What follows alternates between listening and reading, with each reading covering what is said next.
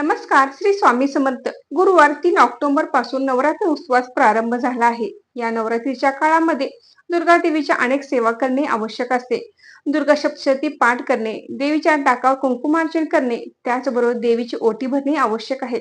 तर या नवरात्रीच्या काळामध्ये देवीची ओटी कधी भरावी, कशी भरावी, ओटी घरी भरावी की मंदिरात, या सर्व प्रश्नांची उत्तरे मी आजच्या व्हिडिओमध्ये तुम्हाला देणार आहे. तर व्हिडिओ स्किप न करता शेवट पण नक्की बघा. मी सारिका भक्ती विश्वमध्ये तुमचे मनापासून स्वागत करते. नवरात्रीत आपण घरी घटस्थापना करतो, तर आपण घरी सुद्धा देवीची ओटी भरू शकतो. त्याचबरोबर आपल्या ग्रामदेवीची, कुलदेवीची ओटी भरणे आवश्यक असते. नवरात्रीच्या काळामध्ये कुलदेवीला जाणे शक्य नसल्यास आपण आपल्या घरी ज्या ठिकाणी घटस्थापना केली आहे त्या ठिकाणी देवीची ओटी भरू शकतो. ओटी भरताना काही गोष्टींची काळजी घेणे आवश्यक असते. आपली कुलदेवी ही आपल्या कुळाचे रक्षण करणारी असते, त्यामुळे तिचा मान सन्मान करणे ही आपली जबाबदारी असते. घरी आपण ज्यावेळी कुलदेवीची किंवा ग्रामदेवीची ओटी भरणार असतो त्यावेळी साडी घेताना आपण नऊवारी सुती किंवा रेशमी साडी घेणे आवश्यक असते, कारण या धाग्यामध्ये देवतेकडून येणाऱ्या सात्विक लहरी ग्रहण करण्याची व धरून ठेवण्याची क्षमता इतर धाग्याच्या तुलनेत जास्त असते. ही साडी घेताना आपण हिरवा, लाल, पिवळा, केशरी, जांभळा असा रंग निवडावा. काळा किंवा निळ्या रंगाची साडी आपण कुलदेवीला अर्पण करू नये, किंवा आपण ग्रामदेवीला जरी साडी घेणार असाल तरी देखील आपण याच रंगाची साडी घ्यावी. निळा, काळा या रंगाच्या साड्या आपण देवीसाठी घेऊ नयेत. तर देवीची ओटी भरण्यासाठी इतर साहित्य काय घ्यायचे, तर देवीची ओटी भरण्यासाठी आपण खण घ्यायचा आहे. खण म्हणजे ब्लाउज पीस. ब्लाउज पीस साडीमध्ये असतो तरी देखील आपण आणखीन एक खण घ्यायचा आहे. खण घेताना देखील त्याचा रंग लाल, सोनेरी किंवा इतर रंगाचा घ्यावा. काळ्या किंवा निळ्या रंगाचा खण आपण देवीसाठी घेऊ नये.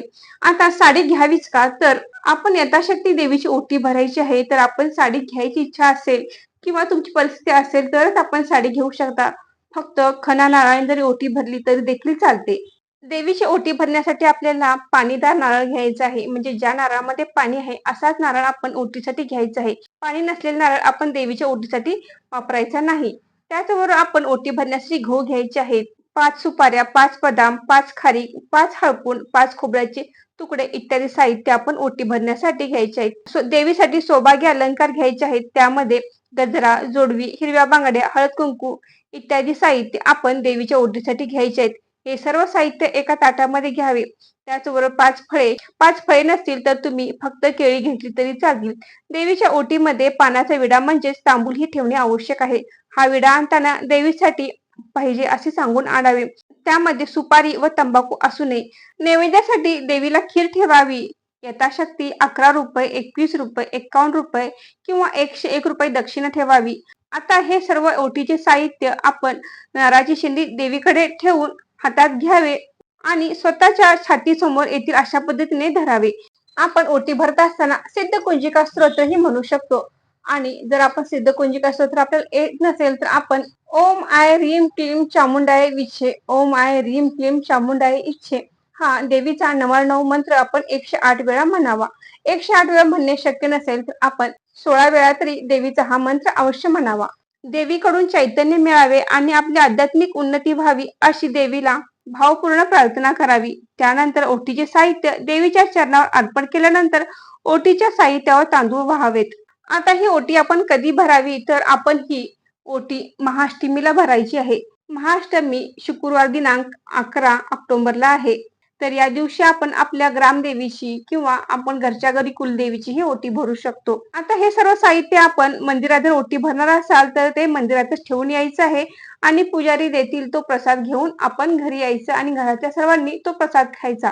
आणि जर आपण घरी ओटी भरणार असाल तर हे ओटीचे साहित्य आपण देवीला अर्पण करावे. त्यानंतर आपण यातले सर्व साहित्य आपण घरी वापरले तर चालेल. जी साडी असेल किंवा बांगड्या असतील हे सर्व आपण वापरायचं आहे. गजरा असेल तो देखील आपण या दिवशी वापरला तरी देखील चालेल, किंवा आपण एखाद्या सुवासिनीला हे देऊ शकता. अशा पद्धतीने आपण नवरात्रीमध्ये देवीची ओटी भरायची आहे. आणखीन काही शंका असतील तर तुम्ही कमेंट करून नक्की विचारू शकता. आजचा व्हिडिओ येथे संपवते. व्हिडिओ आवडल्यास व्हिडिओ लाईक करा, शेअर करा, सारिका भक्ती विश्व YouTube चॅनल सबस्क्राईब करा. धन्यवाद.